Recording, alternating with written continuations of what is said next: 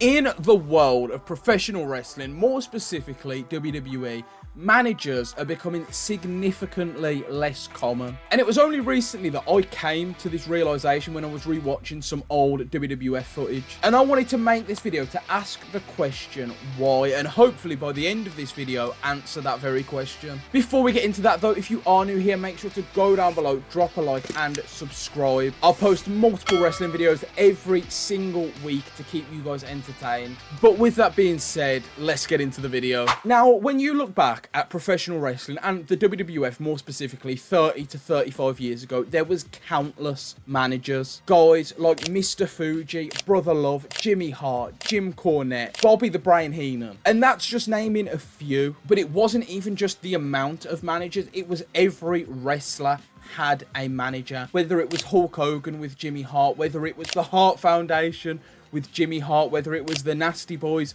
with Jimmy Hart, whether it was anyone, whether it was The Undertaker with Brother Love and later Paul Bearer. I could name you any wrestler from the golden generation of WWF and they would have had at least one manager at that time. And I think with managers in professional wrestling, it kind of has this misconception that it's for guys who can't talk or who aren't good on the mic. But this isn't the case. I mean, look at the list of people I've named. All guys that could talk, but the manager was there to elevate them. Almost like a hype man, someone to gas up these wrestlers and really hype them up. And yes, it is great when a wrestler can do that for themselves, but when you have someone in the corner to really build that up, it goes a long way. And you know, this created iconic characters having these managers, especially for guys that maybe wouldn't have been successful in professional wrestling otherwise, like your Jimmy Harts or your Jim Cornettes. I know Jimmy Hart and Jim Cornette were bookers and did stuff behind the scenes, but as far as on-screen personalities go,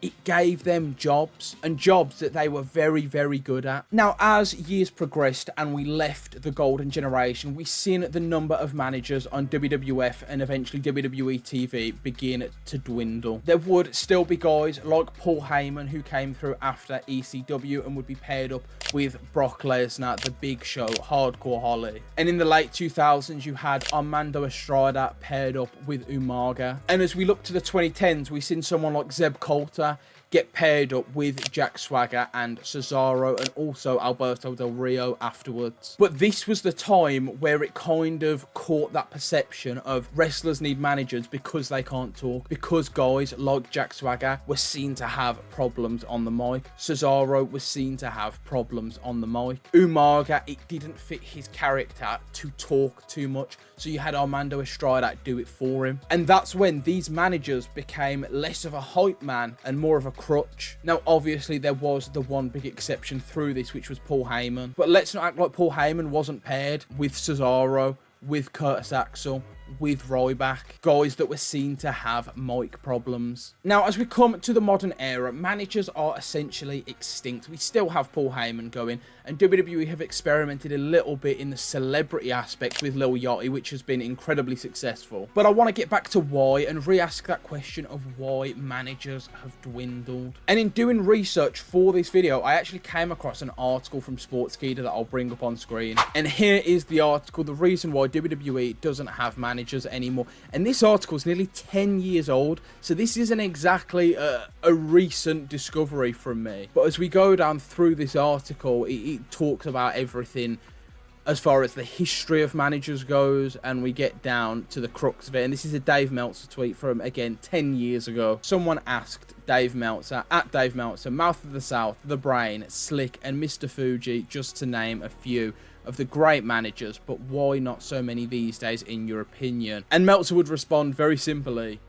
Vince doesn't like them. Now, since we are a couple of years removed from Vince McMahon in WWE as I'm recording this video, that reasoning behind the lack of managers doesn't necessarily hold up today. Because, okay, it made sense for the last 20 years, but Vince McMahon isn't in charge anymore, so we can't use that as an excuse. And I think this is something that needs to be addressed. I mean, we always talk in professional wrestling about borrowing from the past. Well, this is an example where we need to borrow from the past. Look at some of the most successful characters in WWE recently. A lot of the time, they have had managers, especially Paul Heyman. I mean, the Tribal Chief, would he have been what he was without the wise man Paul Heyman in his corner? Maybe not Brock Lesnar, would he have been as dominant as he was if he didn't have Paul Heyman in his corner? Managers are not just for wrestlers who can't talk. They are to elevate characters. And I hope that in this new era of TKO, and we've seen it with Trick Williams having Lil Yachty in his corner, I hope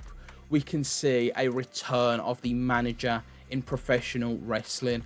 I just really hope they don't go down the route of, okay, it's worked with the celebrity in Lil Yachty, we need to just have celebrities as managers now exclusively. There are people out there who work in the professional wrestling industry, guys that in the past would have been your Jimmy Harts, your Cornette, your Brother Loves, that have the character to be able to be seen on screen, and they deserve it, rather than just being kept in the back to help work behind the scenes. But that about wraps up today's video. If you have enjoyed this video, make sure to go down below, drop a like and subscribe. But like I said at the start, and while you're down there, drop a comment and let me know if you also want to see a return of these sort of managers. It was a bit of a different video today, and if you have enjoyed it, I really do want to see you engage with it and support this video, and let me know that you want to see more of these as well. I enjoy just sitting and talking to camera, so if that's something that you enjoy to watch, please let me know. But with that being said, I will see you all next time.